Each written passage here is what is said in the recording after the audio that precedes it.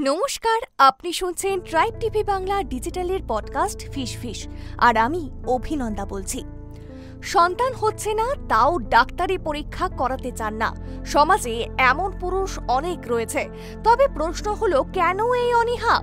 Tribe TV Bangla ডিজিটালের পডকাস্টের আজকের episode fish ফিশে রইল এই বিষয়ে বিশদ তথ্য। বর্তমান সময়ে বন্ধ্যাত্ব একটি গুরুত্বপূর্ণ সামাজিক ও স্বাস্থ্যগত ইস্যু হয়ে দাঁড়িয়েছে।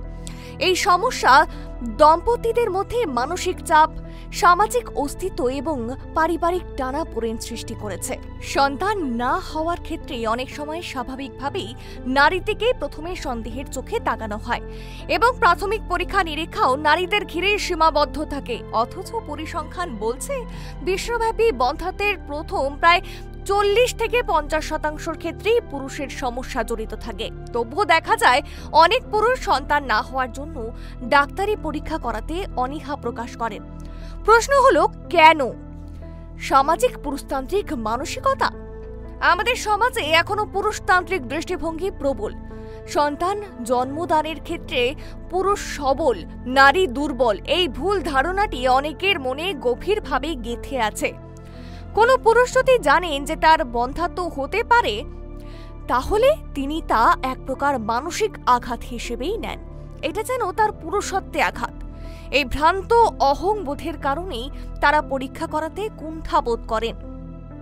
তবে কি আত্মসম্মান এবং সামাজিক লজ্জাও হতে পারে অন্য একটি কারণ? পুরুষরা প্রায়শই ভয় পান, যদি রিপোর্টে কোনো সমস্যা ধরা পড়ে তাহলে সমাজ বা পরিবারে তার সম্মানের ক্ষতি হতে পারে। বন্ধুত্বের মধ্যে উপহাসের শিকার হওয়া, পরিবারের চোখে অপূর্ণ হিসেবে বিবেচিত হওয়া কিংবা স্ত্রীর চোখে নিজের মূল্য কমে যাওয়া, এই আশঙ্কা থেকে অনেক পুরুষ পরীক্ষা করাতে চান না। নাকি সচেতনতার অভাবও একটা বড় কারণ হতে পারে? অনেক ক্ষেত্রেই পুরুষরা জানেন না যে সন্তান না হওয়ার পেছনে পুরুষের ভূমিকা কতটা গুরুত্বপূর্ণ হতে পারে। স্বাস্থ্য শিক্ষার অভাব এবং যৌন ও প্রজনন স্বাস্থ্য বিষয়ে খোলামেলা আলোচনা না থাকায় তারা নিজেদের কোনো সমস্যা থাকতে পারে তা বিশ্বাসই করতে চান না। চিকিৎসা পদ্ধতি সম্পর্কে ভুল ধারণা কিন্তু অনেকেরই রয়েছে। কিন্তু পুরুষ মনে করে পুরুষদের বন্ধ্যাত্ব পরীক্ষাগুলি অত্যন্ত বিব্রতকর, কষ্টকর অথবা অপমানজনক।